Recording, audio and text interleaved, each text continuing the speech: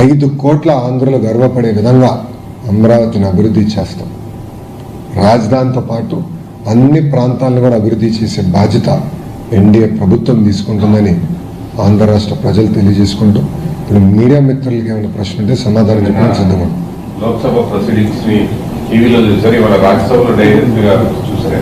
అది జరుగుతున్న చర్చ, వాళ్ళందరూ మాట్లాడుతున్న మాటలు ఎలా అనిపించాయి? ఆ సమయంలో మీరు ఎలా ఫీల్ అయ్యారు?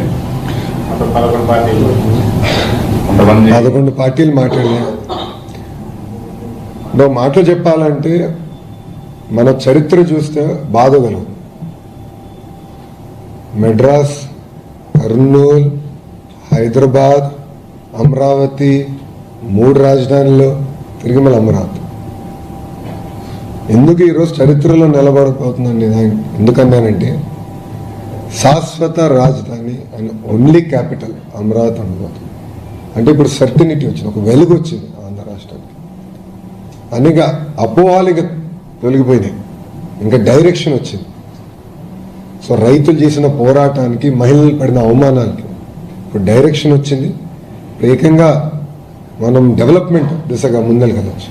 సో నాకు చాలా ఆనందం కల్పించింది. అందుకే మీరు చూస్తే ఎంపీలందరూ కూడా మేము నుంచుని పార్లమెంట్కి దండం పెట్టాం. ఎందుకంటే ఈరోజు మమ్మల్ని కాపాడింది ఈ పార్లమెంట్, అమరావతిని కాపాడింది ఈ పార్లమెంట్, 5 కోట్ల ఆంధ్రుల్ని కాపాడింది ఈ పార్లమెంట్.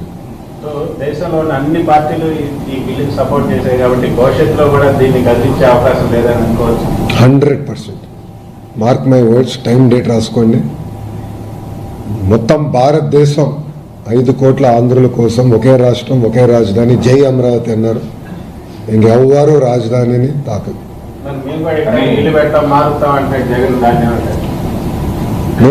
నాకు డౌట్ వచ్చింది, నేను ప్రెస్ మీట్ పెడితే నేనే కష్టపడ్డాను, నేనే బిల్ తీసుకొచ్చాను పార్లమెంట్కి చెప్తాడేమో అనుకున్నా. ఎందుకంటే క్రెడిట్ చోరీ డిసార్డర్ ఉందండి, అదొక జబ్బండి ఆయనకి. మీరు చూస్తే ఆర్సిలర్ మిత్తల్ ప్లాంట్ విషయంలో ఏమన్నాడైనా, ఇప్పటికీ వేరే రాష్ట్రానికి కమిట్ అయ్యాడు. లోకేష్ ఆంధ్ర రాష్ట్ర ప్రజలకి ఒక అబద్ధం చెప్తున్నాడు అన్నాడు, ప్రెస్ మీట్స్లో చెప్పాడు నా గురించి, నా పేరుని ప్రస్తావిస్తాను. అదే వ్యక్తి కరెక్ట్గా ఫౌండేషన్ తర్వాత నేనే మాట్లాడాను, డావోస్లో నేనే తీసుకొచ్చానంటే ఇంకేమన్నాలండి ఆయన్ని? సో ఆయన ఇంకా అధికారంలోకి రాడు, ఎందుకంటే ప్రజలు అన్ని గమనిస్తున్నారు. గతంలో అంటే ఒక్క ఛాన్స్ అని ఆయన కోరారు, ఒకే చూద్దామని ప్రజలు ఇచ్చారు. దానివల్ల ప్రజలు ఎంత ఇబ్బంది పడ్డారు ప్రజలే స్వయంగా చూశారు. ఎన్ని దాడులు జరిగినాయి, ఎన్ని దొంగ కేసులు పెట్టారో ప్రజలే అనుభవించారు. సో ప్రజలు కూడా అప్రమత్తంగా ఉన్నారు. ఎస్, కంటిన్యూటీ ఆఫ్ గవర్నమెంట్ కూడా చాలా అవసరం. మీరు గుజరాత్ చూడండి, ఒకే పార్టీకి చెందిన ప్రభుత్వం అధికారంలో ఉంది కనుకనే గుజరాత్ ఈరోజు ఇంత అభివృద్ధి చెందింది. ఒరిస్సాలో కూడా గతంలో అదే జరిగింది. ఇప్పుడు ఆంధ్ర రాష్ట్రానికి కూడా ప్రభుత్వ కొనసాగింపు అనేది చాలా చాలా అవసరం.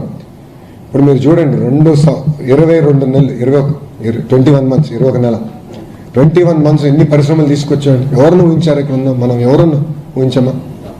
కాగ్నిసెంట్, గూగుల్, టీసీఎస్, ఇప్పుడు ఇన్ఫోసిస్ వస్తుంది, సోలార్ సెల్ మ్యానుఫ్యాక్చరింగ్ కంపెనీలు తీసుకొచ్చాం, ఏసీలు తయారు చేసే కంపెనీలు తీసుకొచ్చాం, one of India's largest steel plant తీసుకొచ్చాం, ఇంకా కొన్ని రాబోతున్నాయి. ఎవరిని ఊహించామా? కానీ ఎన్ని ఎందుకు వస్తున్నాయి?